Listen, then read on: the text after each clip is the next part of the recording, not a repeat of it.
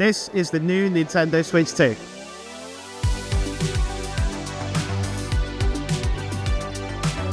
It was easy to feel like the Nintendo Switch 2 would be a fairly safe upgrade over its predecessor. Now that I've spent 4 hours with the system and played a whole bunch of games, I can tell you it's more than just an upgrade, it's a transformation.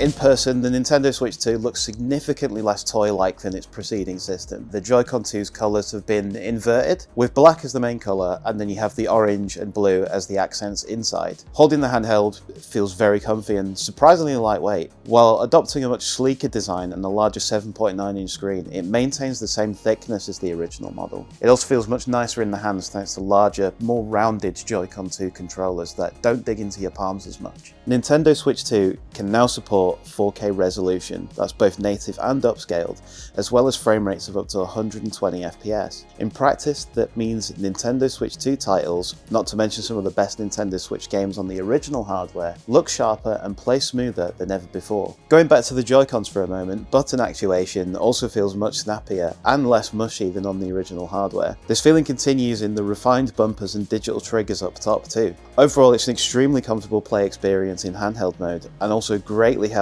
by the rounded nature, as I mentioned, of the Joy-Con 2 controllers, which again I found dug into my palms a little bit much on the original system. So as you might have seen in this Nintendo Direct and previous marketing material, the Joy-Con 2 now connects to the Switch 2 magnetically as opposed to the rail system of the original model. They pop out very easily, simply just by holding a button and pulling them out, and they also snap back into place really satisfyingly. Just take what I said about the Joy-Con 2 smoothness and apply that tenfold to the Pro Controller too. While again I'm not sure if it's utilising drift resistant sticks, the new controller provides a sublime play experience, and you'll likely see it land in our best Nintendo Switch controllers guide somewhere down the line. The Pro Controller 2 has some of the smoothest feeling sticks I've ever tested, and I found that I could be impressively precise with their position. Face buttons also feel exceptionally snappy with near non-existent travel time. I don't think they're quite micro switch or mechanical, but they certainly have that feel. The Pro Controller 2 also has something of a facelift compared to the original, with its bumpers and triggers now cast in white as opposed to the all black of the original unit.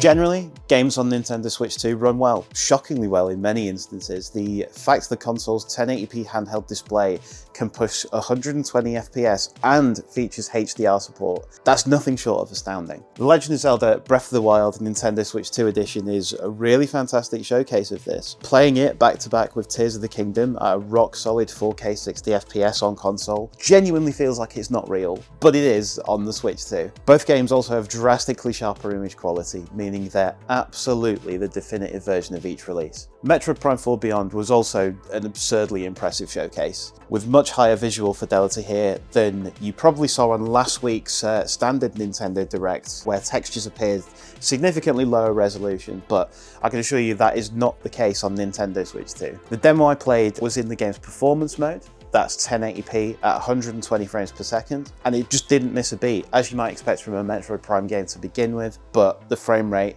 I didn't notice dip once. One very cool thing about Prime 4 as well is its utilisation of the Joy-Con 2's mouse functionality. Yes, you can play the game with mouse controls as if it were a PC first-person shooter. It works amazingly well too, and you can also seamlessly transition to a more standard stick or gyro aiming by simply lifting the Joy-Con 2 off of its mouse surface. There's no option tweaking needed, the settings just automatically convert over. I also got to sample Street Fighter 6. I love fighting games. I was obviously going to check out Street Fighter 6 at this event, and while the image quality isn't quite on par with what you might expect from its PS5, Xbox and PC versions, it's certainly not far off. The Nintendo Switch 2 version of Capcom's Fighter is, well, it's a fighter. It maintained a solid 60 FPS throughout gameplay and felt as responsive, not to mention loaded just as quickly, as versions on those other systems.